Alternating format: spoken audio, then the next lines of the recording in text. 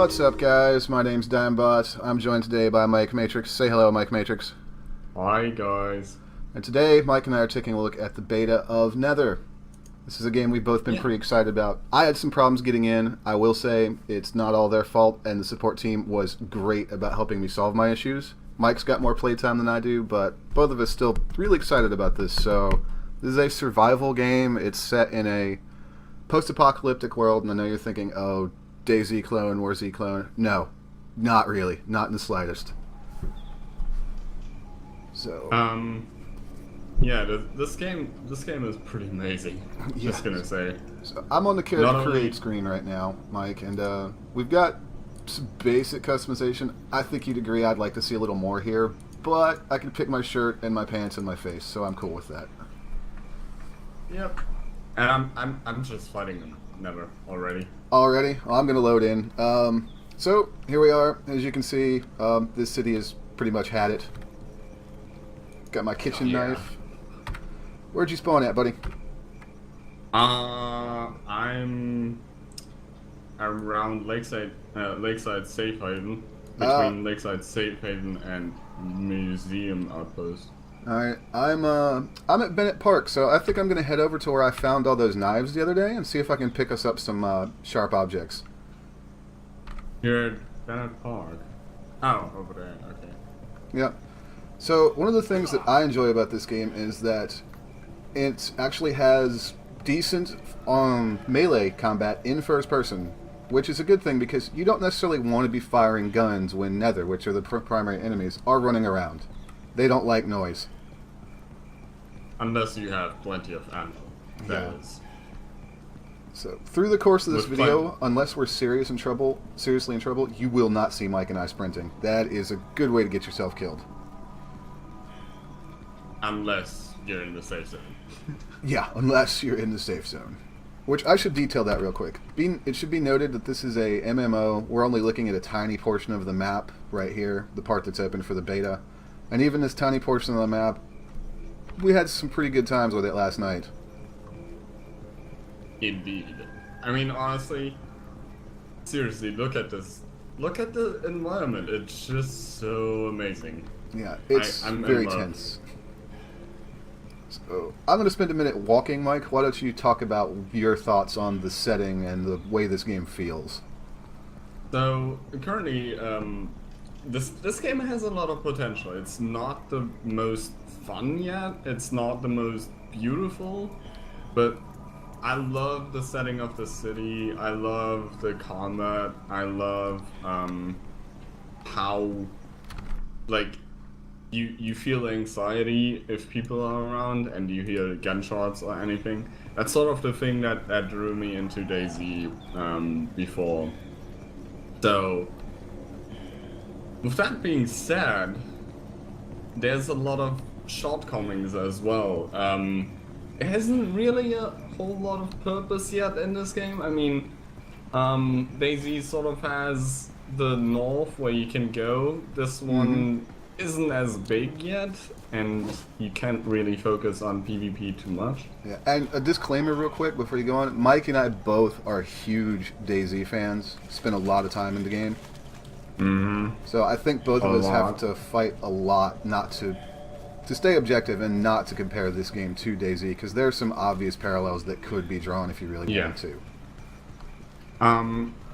Other than that, I think this game really has potential, in a good way. Yeah. I mean, it feels so smooth.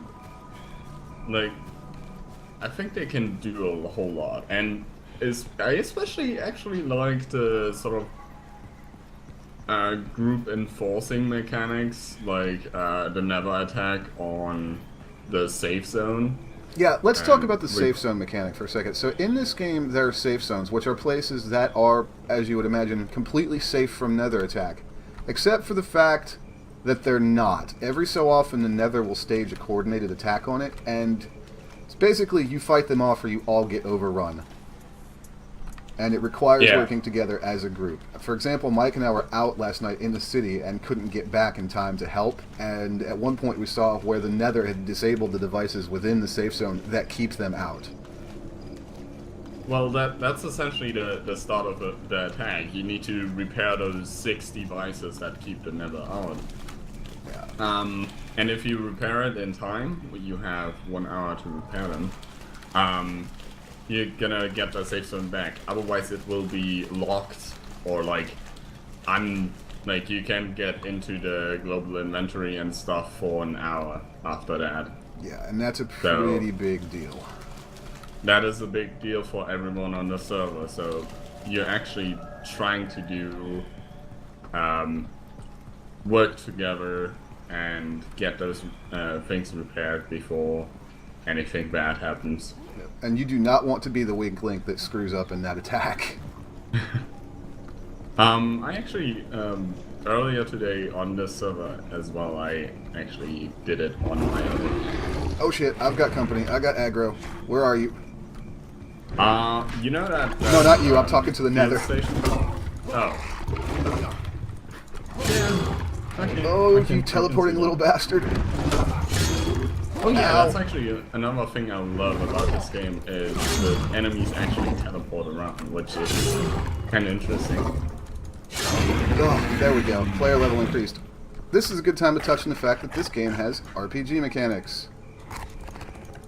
And one thing that we've been experiencing, or I have and Mike has not, is I still can't use my stat points. Oh no! You should talk to the support about that, actually.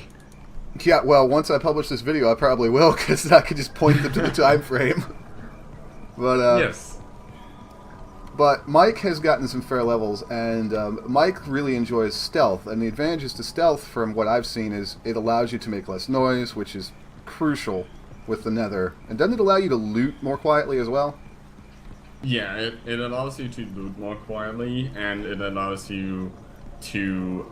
If you level up stealth completely, you can sneak up to someone from behind, and if you attack them from behind unnoticed, they get 300% melee damage. Okay, Mike, So... I got a katana. There's a battle axe. How do you always get the katana? Because I know I where to want the look katana. for it, bro. I've told you where this is. There's an east sword. There is I want the katana. Yeah, I know you do. There's a bolo sword and a crowbar, which I'll sell as trash loot. Holy shit. So... Where are you? I'm up on that bridge. So, Oh, okay. to show everybody the difference, the knife I was just holding does 200 damage. The sword I just equipped does 375. And, if I'm not mistaken, that's a Grim Reaper. Okay, you actually got pretty good loot. I just took a shotgun out of my global inventory. Nice. I will head I back found down some this... cigarettes. I'll head back down this bridge towards the lakeside safe haven if you want. Whoa. Somebody's shooting around me. I don't like that. Yeah, I imagine that. So, one of the reasons Mike sounds so surprised right now is because Mike is used to playing DayZ with me, where Mike carries a lot of our weight because I'm very derpy in DayZ.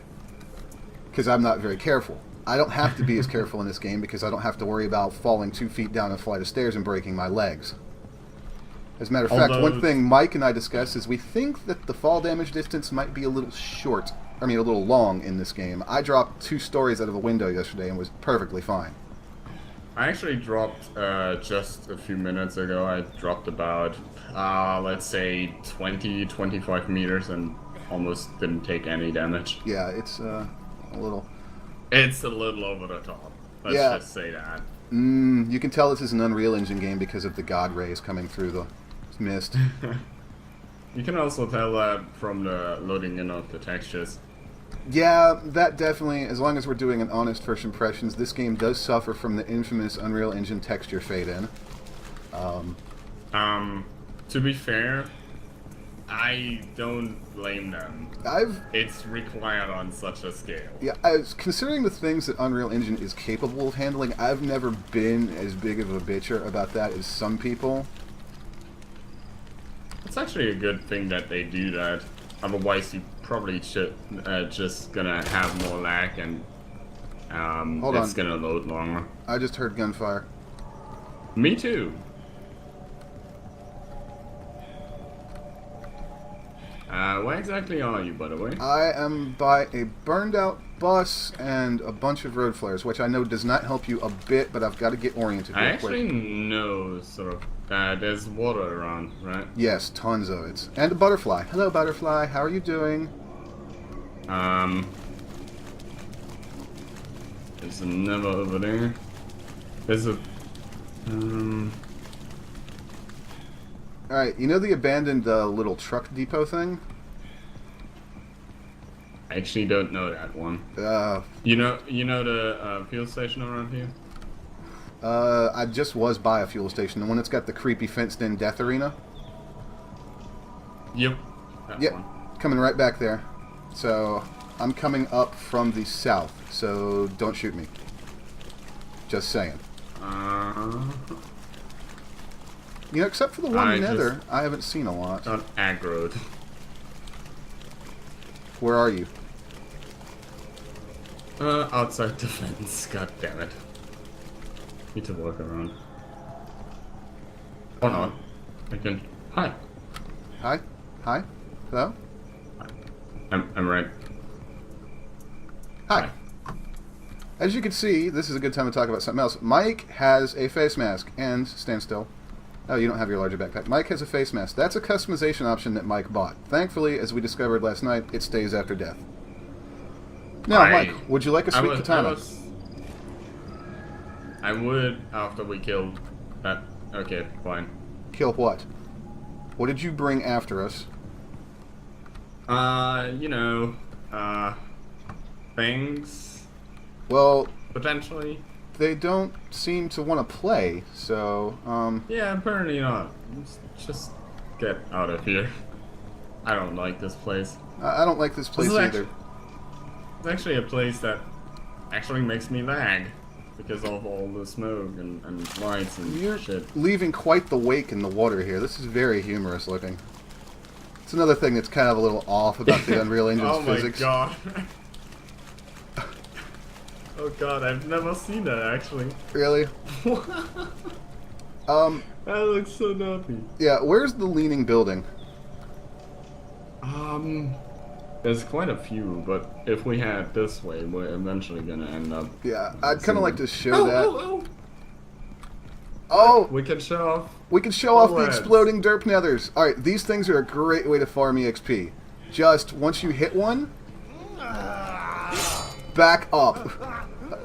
Because it does that. Yep. And it hurts a lot. It's a nice way to farm XP because they essentially one hit. And they essentially don't attack you. Their death is their attack. Yeah. And they give 25 XP, and that's actually not bad considering like some other mobs give maybe 65. Yeah.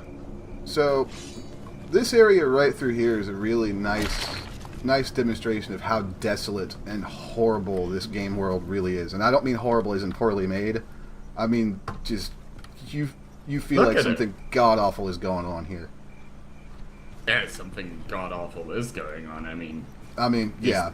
Think about the Nether that can one hit you. Oh god, I hate that thing. Speaking of which, that's actually the reason why I died before we started recording. Yeah, Mike lost a fair amount of gear. A fair amount. Okay, a whole crap load of gear. Yeah. What was it? I think a sniper, 2 pistols, 3 shotguns, and a full automatic. Yeah, it was a lot. Helicopter crash site. Now see, this is the DayZ player in me getting happy because I expect helicopter crash sites to have awesome stuff. This actually sometimes spawns really good stuff. This time there's nothing around though. Nope. So, yeah. I wonder if they fixed that. I don't know. This one. Whoa! Whoa! What? What the hell? What the? Oh. Yeah. All right, folks. Well, also, there is just random PvP in this game if people decide to be horrible, evil douchebags. Yeah. So, that being said, Mike, that actually seems like a decent place to end the video. Yeah, pretty much. So, I think that's covering most of it. So, other than the global inventory, that is, by the way, 15 slots limited, which is good. Yep. So, final thoughts on your first impressions of Nether.